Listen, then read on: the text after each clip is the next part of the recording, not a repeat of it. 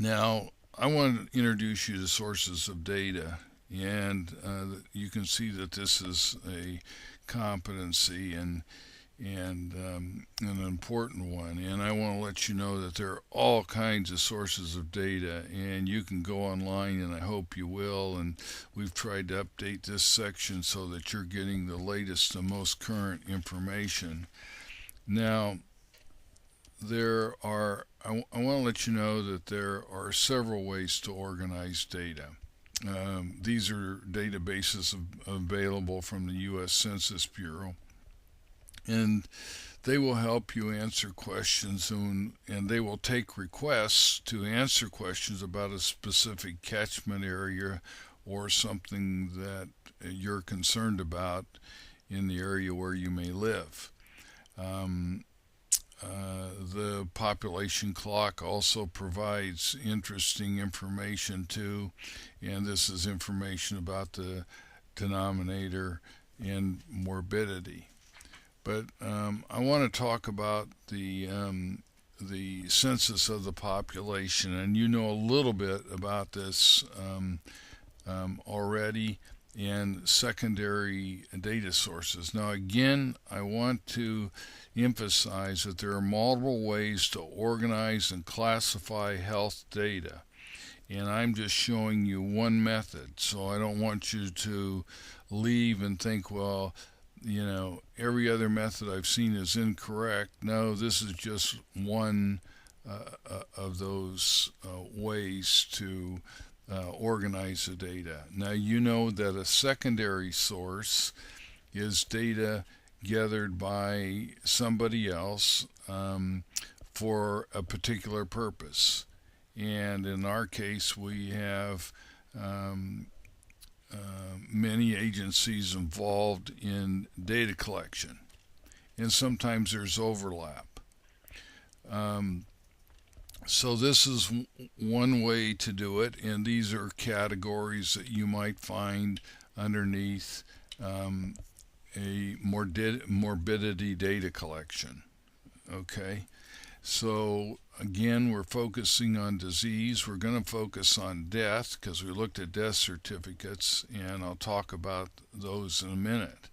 Now, we also have disease control programs, and these are registries. And for example, we have the Alzheimer's disease registry, and you can look that up, and is a comprehensive statewide registry of residents diagnosed with Alzheimer's disease or related disorders. We have the California Parkinson's Disease Registry, and it was a new initiative a while back undertaken by the California Department of Public Health. So they thought that was a central problem, and they wanted to keep track of it. And I want to let you know about other registries, and you can Google this information pretty easily. There's a cancer registry. There's a national obesity registry started by a friend of mine about people who were successful at losing weight. They wanted to know the specific strategies that they used and whether or not, and the length of time that they use the strategies, etc. Because we haven't necessarily been successful as a nation in with weight loss. We have a national weight control registry. So we're trying, I mean, you can tell that's a major problem. We have health weight registry, and or I should say, maybe we ought to have a healthy weight registry. And what that would mean is I always talk to people about a healthy weight, and we don't seem to grab on to this particular concept very well. But what we're really meaning in this instance is that what should your weight be for you, and you yet have, and and yet your health parameters are still within the normal range and you are not at a health risk. So maybe this would prevent some of the problems like anorexia and bulimia and body dysmorphia and a whole lot of related psychiatric and medical problems that occur with trying to meet certain standards. Now, it's important to note in this healthy weight registry, if we ever decide to go in that direction, we have two people that we're concerned, we have two categories that we're concerned about. Those people that are underweight with a BMI of 18 or less, and those people who are overweight with a BMI of 30 or more. So what we normally forget is we forget the left tail. We don't look at people who are underweight and see them as having health risks. And so it's probably very important that we rethink this notion about healthy body weight and seeing where a person the best weight for a given individual, and realize that one shoe size does not fit all.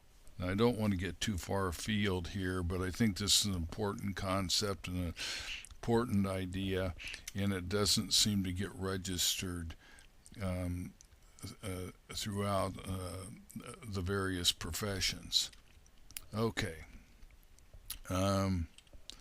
Let me introduce you to the next category that has to do with disease control problems. And this has to do with the CDC's primary mission is health promotion and health protection. And they want to prevent and control diseases, injuries, and disabilities. And the CDC participates in disease reporting, surveillance, you know about that, public education activities, and a variety of other services. Their focus is on population-based interventions. But just to say it simply, the CDC is a repository for all types of diseases, including sexually transmitted diseases to other chronic diseases. And they publish the morbidity and mortality weekly report, as you and I have talked about before. And so if you get an opportunity, just go onto their website and you will notice the variety of information where they have collected survey data or other types of data that are at your disposal. One of the things that they're noted for is the YRBS, and that's the Youth Risk Behavior Survey. It's a well-known survey, and I can't remember the specific age ranges, but we noticed that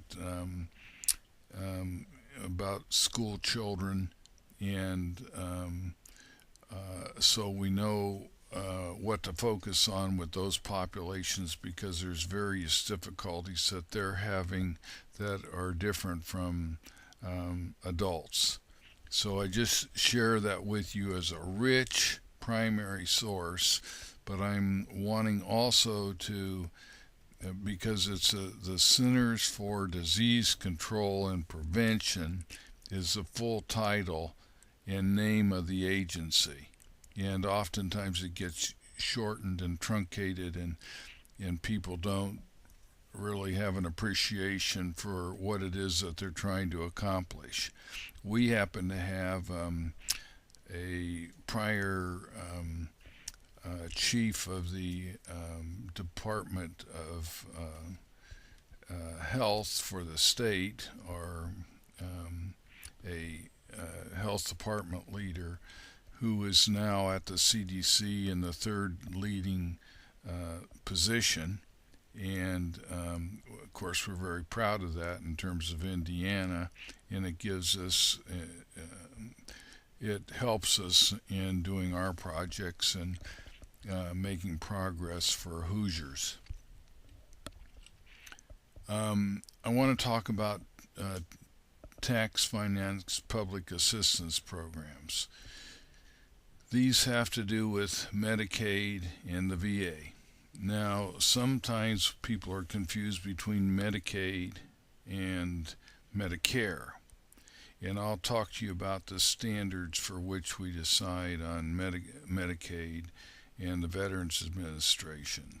So these are public assistance programs, and they also provide aid to the disabled.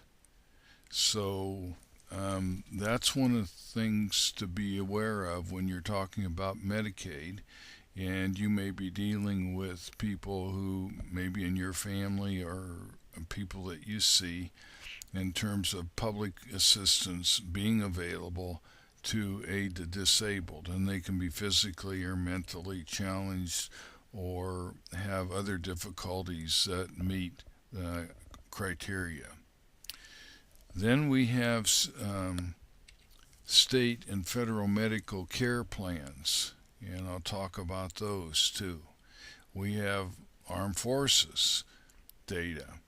These are pre-induction records, and when somebody is inducted into the service, they go to MEPS, which is downtown Indianapolis, and they put them through all kinds of tests to see whether they would qualify for the service. Now, just a side note, is the thing that excludes people most often is the care of their teeth. And if they require too much dental work, they are excluded from service because the federal government does not want to pay for the dental work. And I've been involved in inductions, and I've seen people standing there crying, literally crying, because they wanted to be deployed with their unit, but they were deemed unfit for military service. Now, the Veterans Administration also has records. So these are tax finance public assistance programs. So as you go on, records of industries and schools. And we have records of absenteeism and physical examinations and whatnot. But many large companies have medical records and employee assistance programs. And I'll talk about these. Subaru has their own physician and nursing staff and whatnot. Wabash Trailers has employee health records, and they have an EAP program. Purdue has an EAP program, again an employee assistance program. So what an EAP program does is it usually makes an evaluation about status and then refers the person to the proper agency for medical or psychological or psychiatric care. They're not used for prolonged treatment. That's usually done by some other agency. But it's another source of data is what I'm trying to indicate. Now, we have insurance and governmental data. And a good example is data accumulated from prepaid medical care plans and other health-related activities. So I really want to jump down. Well, let me not jump because you're going to get lost. Now, I always ask the question, is there one Blue Cross and Blue Shield? Is there a national Blue Cross and Blue Shield? The answer to that is no. There's one in every state. So there's a Blue Cross and Blue Shield program in every state. And one focuses on outpatient visits, the other focuses on hospitalization. Now, we have prepaid medical plans called health maintenance organizations. The first was started, excuse me, by Kaiser Permanente Hospital in California, and it was an attempt in about the 1980s to reduce healthcare costs. So what they did is they made a contract. The health maintenance organization made a contract with a business, and then they sent their employees to the health maintenance organization. And at that time, as I remember, every visit costs $1, and then you could get your medications at a reduced price. Now, it was also a profit sharing program on part of the physicians. So if they could keep medical care costs down, then they would share in the profits that occurred by doing so.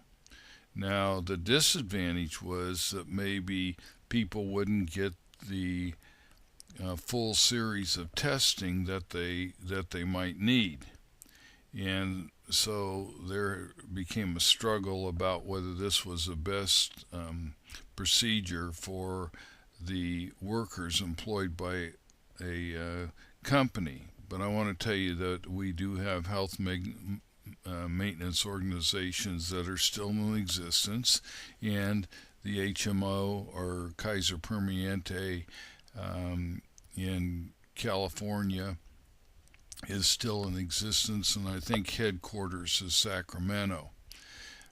So businesses contracted for services, for medical services with Kaiser. Um,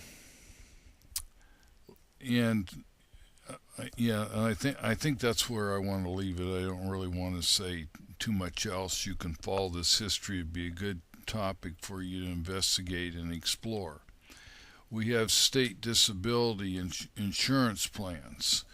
Um, we also have railroad retirement boards, and when the railroad was a major contributor to transportation, we had many people that retired from the railroad, and they received payments on a regular monthly basis for their contribution to the railroad.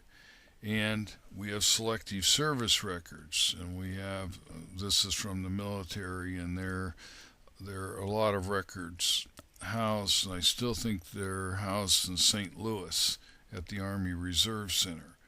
And the problem was that they had a fire there, so some of the records got burned, and they're no longer available for a number of different individuals who served our country proudly for in prior wars like World War I and World War II. Of course, World War I vets are all of those are deceased, and I think there's only a few World War II vets that are still alive.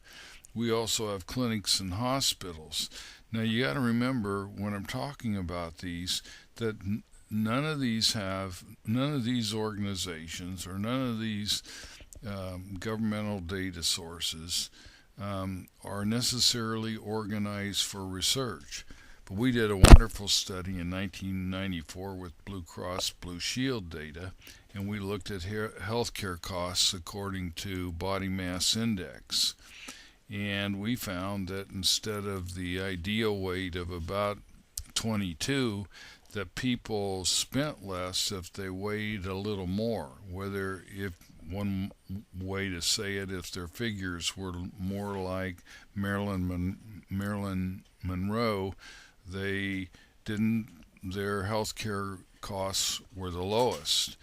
Where the healthcare costs were the highest was a BMI over 20 and a BMI below 18. And so that's the data that I'm referring to, and it's been substantiated by many other studies since, that there's a healthy weight that you ought to strive for, and always should you eat a healthy diet and become familiar with what that is, and at least try to do so.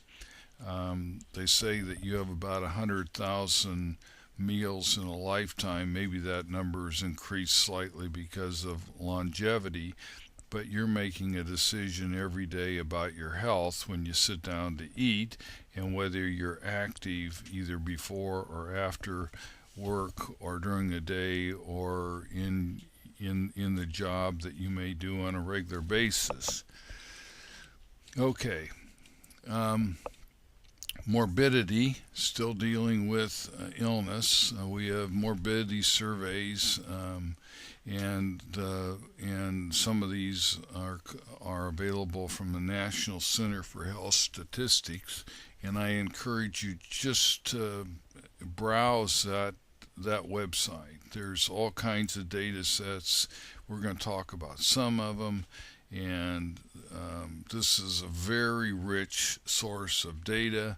It will inform you about many topics. One of the things about all of these places that I'm mentioning is you can tell how your local population is performing in relationship to the nation. You can tell whether there are outstanding problems in your particular catchment area, or in your state, or in your region, and these probably ought to be priorities, and they might even help you in terms of specialization, because you may find that there aren't treatment centers available for the problems that recur or occur the most. The National Center for Health Statistics has a national survey of family growth. So we get information about how many members are in a family, and we told you at one time that there were 2.1 children per family, and now it's drifted to 1.9, and we told you there was an association between economics and the number of children born. Now, another valuable survey is the National Nursing Home Survey. And I've gone on and looked at this because I'm at a stage where it was important in terms of my family and them becoming older and them needing long-term care. And if you're thinking about placing a family member in a senior's home, it ranks seniors' homes on quality of care, etc. So you can just go on. I think it's been some time since I've done this, but it'll ask for a zip code. You can call those senior homes. You can get prices. You can visit them. You can spend time there. Again, they rank them, and you can decide if that's the senior home of choice for your particular family members.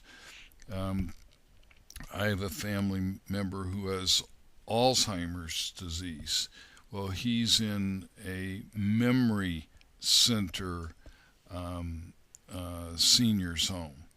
So they've even specialized, and so the family has decided that that was the best treatment opportunity for this individual, and consequently his wife lives right across the street about 2 blocks away from him, and she visits him routinely, but he's receiving care and is a full-time resident at the seniors home. Okay, now when you look at the number of reports by topic, I want to show you these because you can sort of get an idea, and we're going to be covering these, and you can see that which is important to us. And we have a lot of surveys on alcohol and drug use. Birth control is highly controversial. We don't do much with mental health. We're still focused, if we look at wellness, we're still focused on physical health. We're not focused on mental health.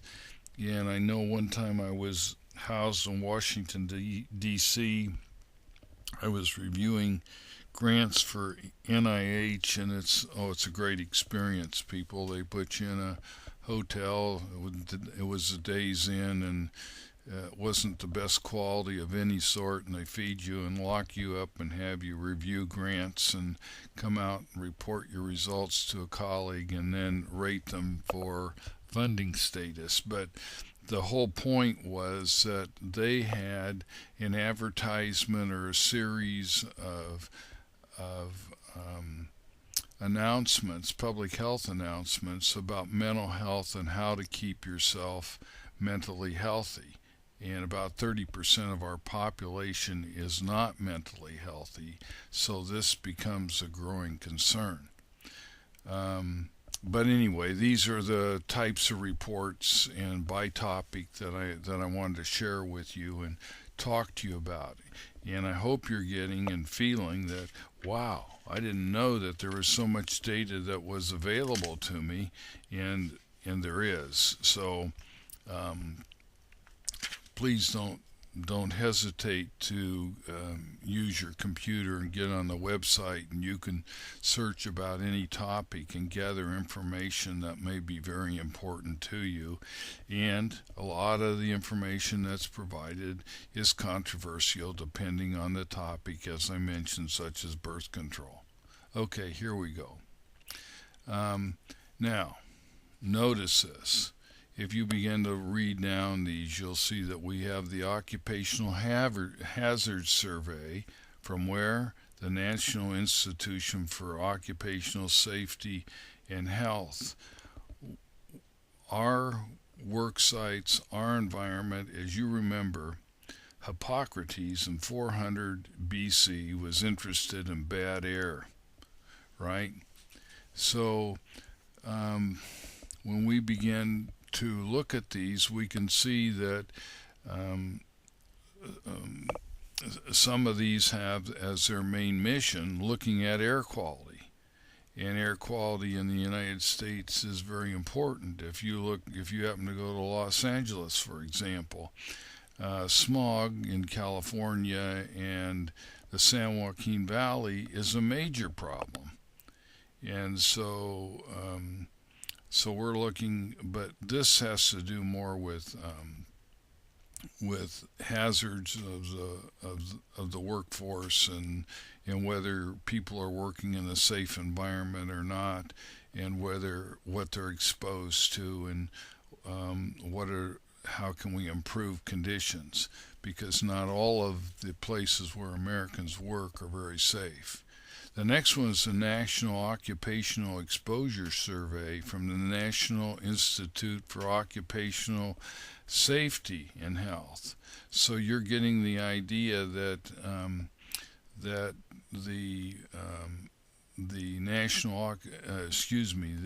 National Institute for Occupational Safety and Health has a broader mission that covers several different topics. Another one is the Alan Guttmacher Institute Abortion Survey from the Alan Guttmacher Institute, or Planned Parenthood Federation of America. And you can go on and look at their data. And there's been all kinds of controversy about life, and this gets into philosophy, religion, political science, psychology, sociology, and many other social science disciplines, as well as medicine, and influences people's reactions to participating in given services. Next, and this is always a big area for us because we have a drinking problem in America, and that's no surprise to any of you, I know. But I wanted to let you know that we have surveys in which we are evaluating this issue routinely. For example, the National Survey of Drinking from the National Institute on Alcohol Abuse and Alcoholism is one source. We have the National Household Survey on Drug Abuse from the National Institute on Drug Abuse. Okay? And we have the Drug Abuse Warning Network from the National Institute on Drug Abuse. And we also have other agencies. For example, the University of Michigan has a report called Monitoring the Future, and they collect national data on alcohol and drugs across age groups, and they rank those drugs that are most important for focus, because we know that often alcohol is coupled with sexual abuse and a whole lot of other types of abuse. Um, so, and psychological, financial, and other problems. So, this is why alcohol is so important in our country and for the safety of our youth. And you know, the statement about alcohol is a person is only one drink away from being an alcoholic. We still don't have very good ways to predict whether that person who takes a first drink will become an alcoholic. But it's an important area for the health and wealth and well-being of our country. And so I encourage you to go on and look at these surveys and just acquaint yourself with the at-risk groups and those that seemingly need help the most. We know, for example, we still have a problem on Indian reservations.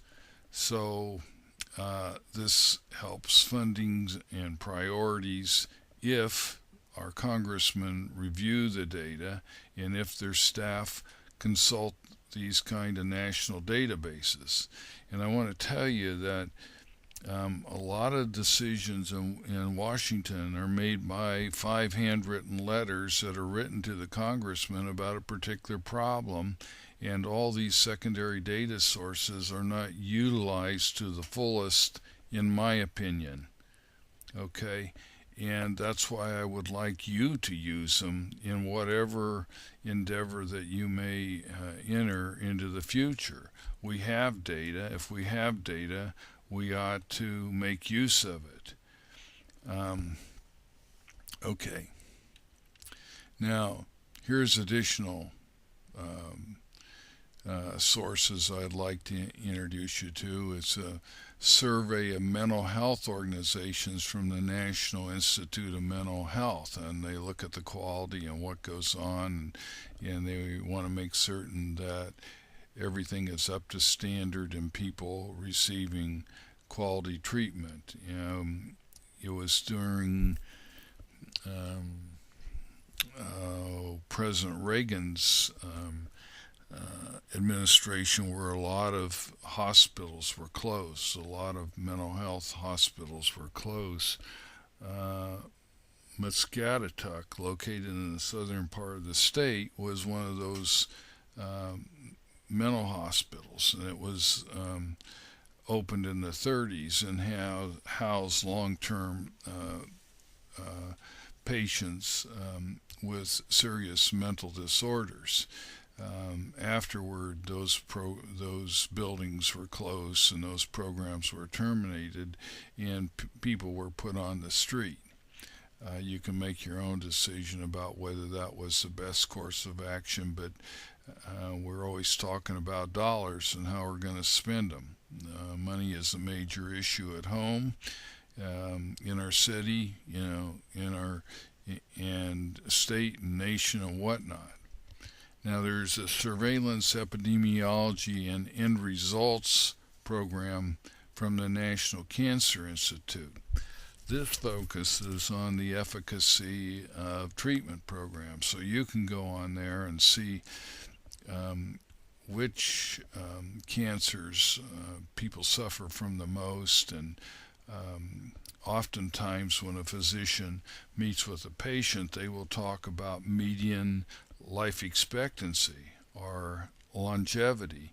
Now, you got to remember when you're talking about medians, and they're also looking at programs that are the most effective, and reading literature like all of us do, research literature, and not necessarily from their website, because the website isn't, I can tell you we've done a study and it's not very accurate in the area of exercise prescription. Now, I don't know how it is in other areas, but I assume that we could probably generate these results across a variety of areas.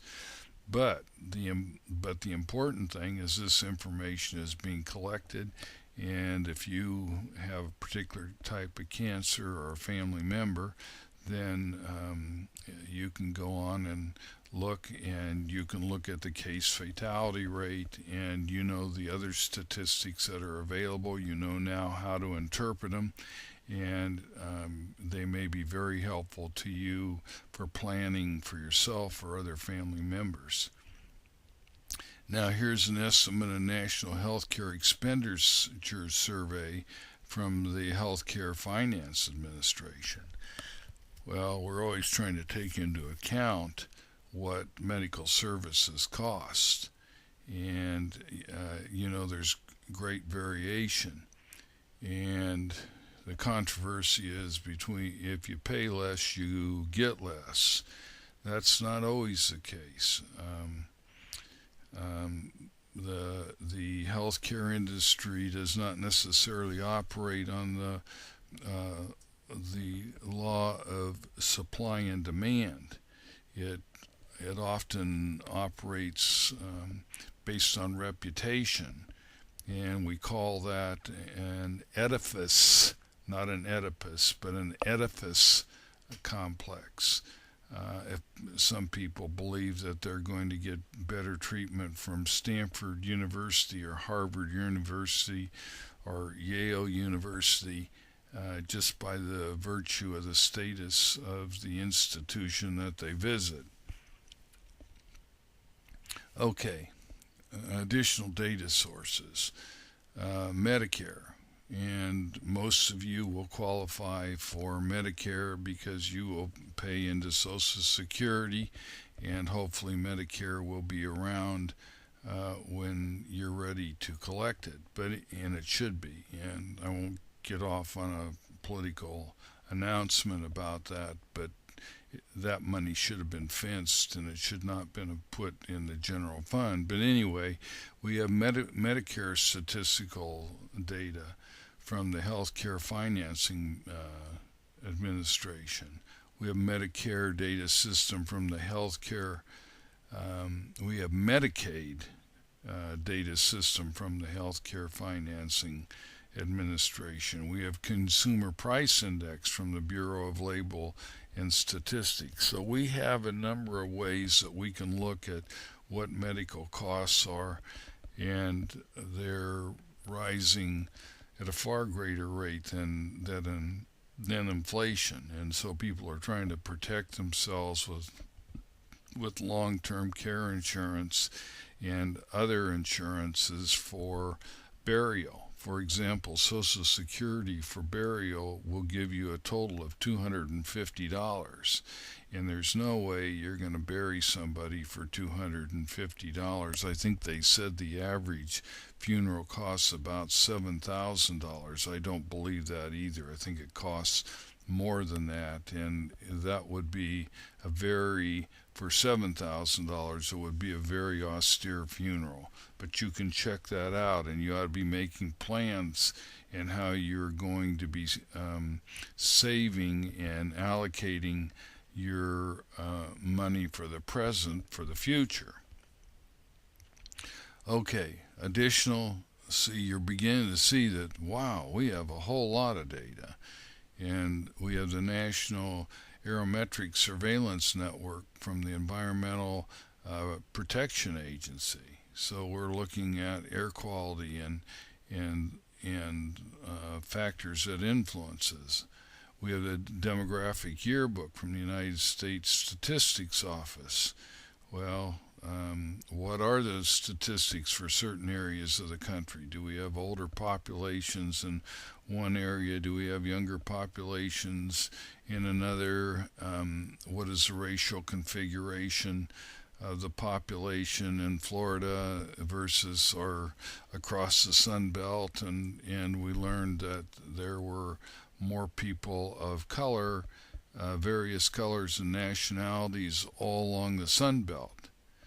Now, we have World Health Statistics from the United Nations Statistics Office, and we have been invited to offer United Nations programs that happen to do with having trained peers train other people.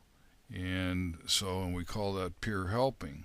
So that seems to be a viable low-cost method of providing services, and the United Nations is looking for those types of approaches, especially in underdeveloped countries. Okay, now we go to associations, and associations have all kinds of data. And here's a few of them. And I probably haven't named the association that you may be thinking about joining in the future, but frequently they collect data, at least about their membership, and have specific projects that they're interested in that fit with their mission, and they're dedicated to those projects. Okay. And here's additional sources of data that you can see for yourself. And you might be very proud of them, but you might want to investigate them. And that's what I'm saying. You might want to become informed, because I can't do it on every topic here, but you might be informed about what data is being collected by your group. And what are their priorities? And do you agree with those priorities? And do you think those are the best priorities for the nation? And you may want to volunteer. Oftentimes, associations and organizations are looking for volunteers to be involved to help them with the decision making and also carrying out and conducting projects. Okay, now here are the ones that I really want you to know. These are the ones that are famous and come from the National Center of Health Statistics. And I'll talk to you about each one of them, like the National Health Interview Survey, and I participated in that myself. They came to my door and made an appointment, etc. I want to talk to you about NHANES, and you will see it in the literature as NHANES, and that's the National Health and Nutrition Examination Survey. And you can see we have NHANES 1, NHANES 2, NHANES 3, and they cover those years 71 through 2005, and then we have newer data sets that are 2-year periods, 2005, 2006, 2007, 2008, and 2009 and 10. I suspect data for 11 and 12 is collected, but it's not collated yet.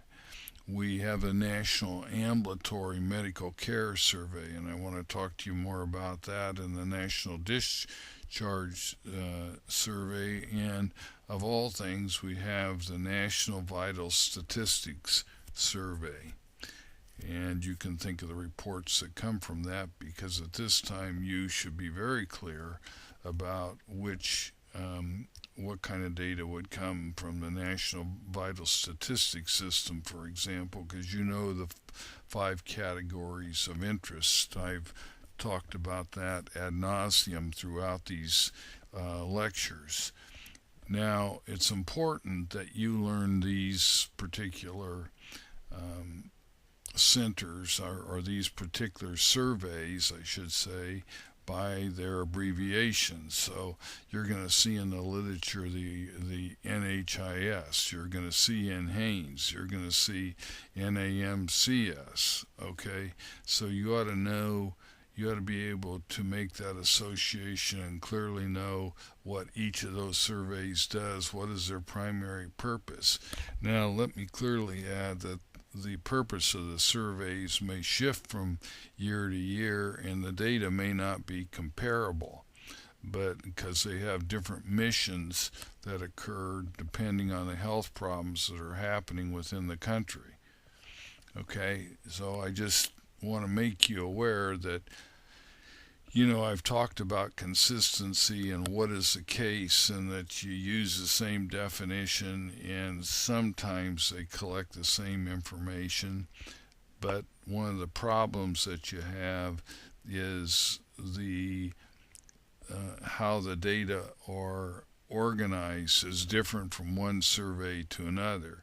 So if you're going to do a survey across years, you have to rearrange the data that you receive in order to make that kind of comparison, which is very time consuming and expensive.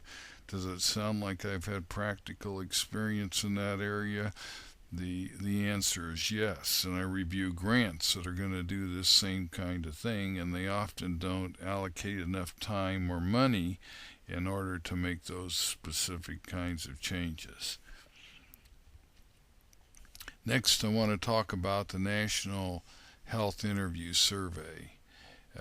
It's a principal source of information on the health of the U.S. residents. It's completed at the beginning of each decade, and it's based on a sample of 40,000 people in face-to-face interviews. So let me just talk about this with you for a minute. 40,000 people isn't very much. Well, we said that other surveys have been done with far fewer people. And it's not the number of people, again, it's a sampling frame.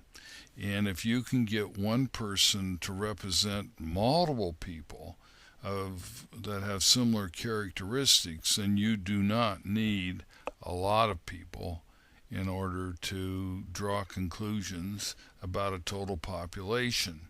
This is the basis of statistics and how the field of statistics is formalized. So rather than doing a census sample every time, you can take a sample of a census. Now, I want you to think about this. These are face-to-face interviews. This particular interview that I participated in took 2.5 hours. An interviewer came to my home because I happened to be the only one there. And they asked me a series of questions which I felt not particularly qualified to answer. But what you would note about this is that the interviewer had to be very familiar and trained in regards to the survey. That's the one thing that you should note here. I mean, you can't be reading it, trying to process the information and checking it because you don't look very competent. So they hire people specifically to do this. Now, their sampling frame, for example, if they go to one door and ring the doorbell, they already have decided who else in the neighborhood they might visit that would be similar to the first case that they were going to interview who was not available.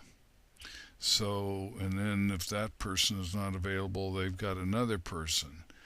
Well, I happen to live in the heart of student housing, and I'm one of the few residents here. So even if they went to a different house, I'm just talking about this as an error in sampling, that they wouldn't find somebody similar to me. They would find a lot of people who are dissimilar to me, younger, single, etc. Okay?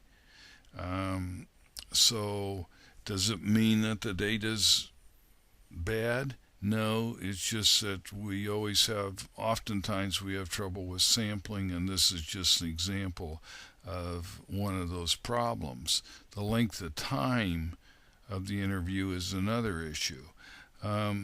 She happened to ask me about my family history of my children and how often they went to the physician and why did they go. Well, since I never took them to the physician, I wasn't able to answer the question. It was a guess, but she wanted my best guess. And I felt very uncomfortable in providing that information because I thought, for the most part, it was invalid. It wasn't an accurate representation. She happened to ask me about sexually transmitted diseases, and at that time I was teaching a course on sexually transmitted diseases. I had no trouble answering those questions.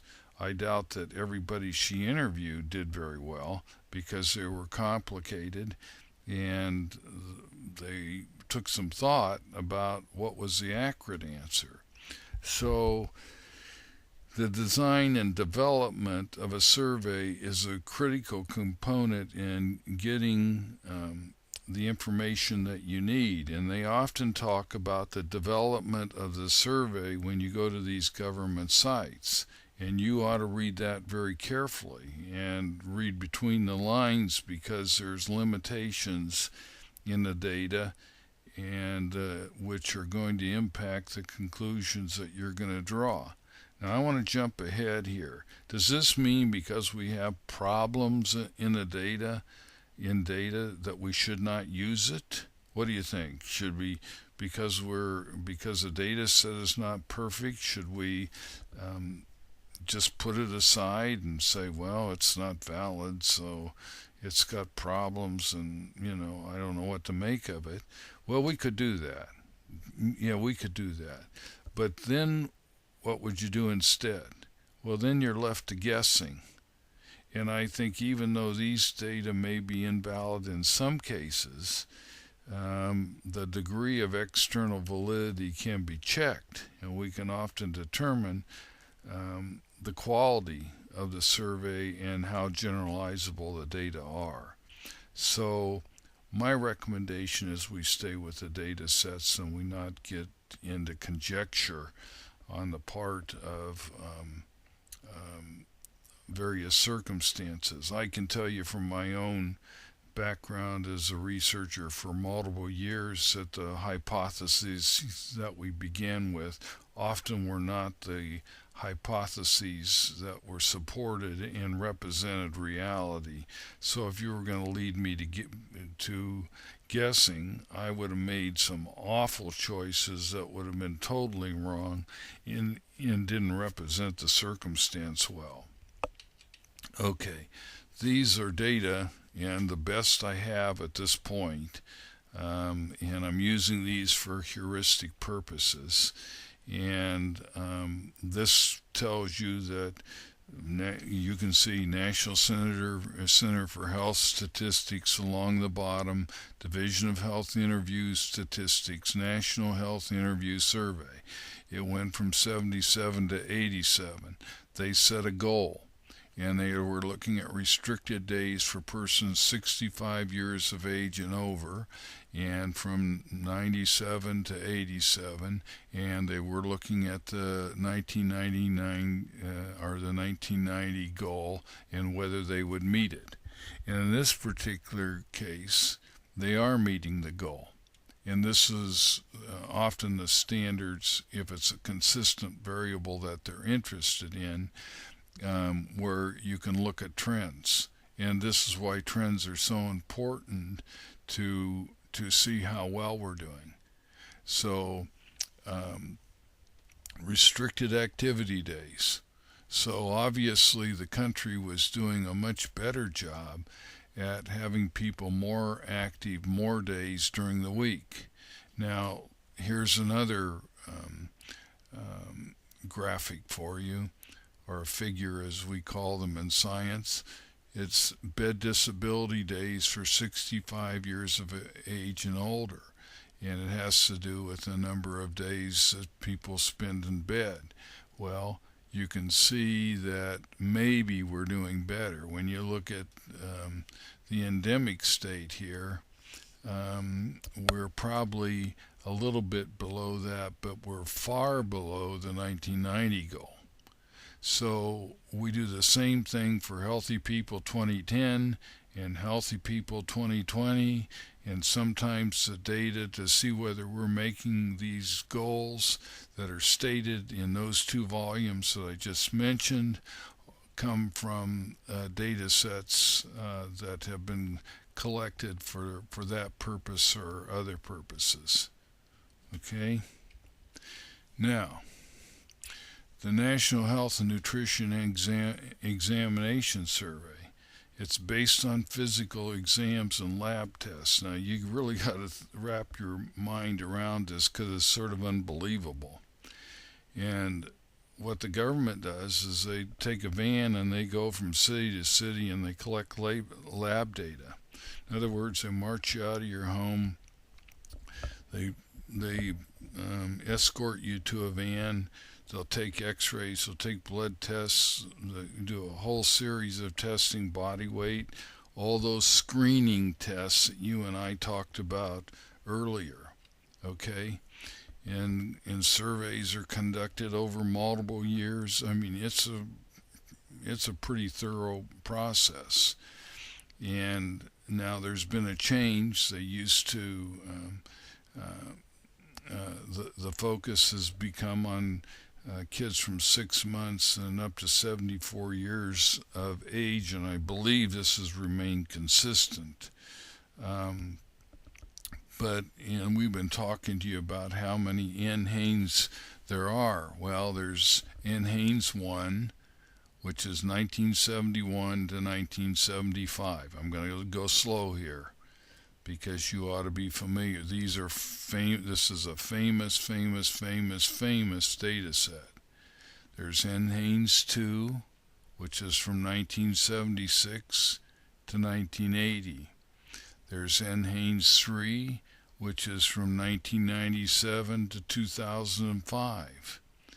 And now we have additional surveys, another 3 surveys, and one of them goes, we quit the Roman numerals, and now we go from 2005 to 2006, from 2007 to 2008, from 2009 to 2010, and we believe that the 2011 and 2012 data will be published sometime in 2013 or 2014. It depends on priorities and in other circumstances. Now, there are differences among the surveys in that they investigate issues of importance at the time in terms of nutrition, mortality, morbidity, injury, and disability. So do they all address the same topic across all of those years? The answer is absolutely not. Okay? Now, but the attention is given to nutritional deficiencies because we have people who eat a number of calories that are empty. And this sort of gets into the WIC program. And you know about the WIC program. If you don't, I'm not going to spend time with it. I'm going to suggest that you look it up on the web. But the WIC program deals with low-income mothers and babies, and they try to help these mothers with parenting and nutrition and other factors that would lead to a healthy child. And what, just from my own past experience, one of the things I had noted was the fact that in visiting the WIC program is that the mother, instead of providing the baby with milk, would provide the baby with soda pop in the bottle, because soda pop was far cheaper than milk, or that was what was available. I don't know. I didn't get into that, and I don't know the research data in that area. But the point of the matter is that their baby teeth were completely rotted, and because of the diet. And then when they uh, became older and their permanent teeth were coming in, it also had an influence on those as well.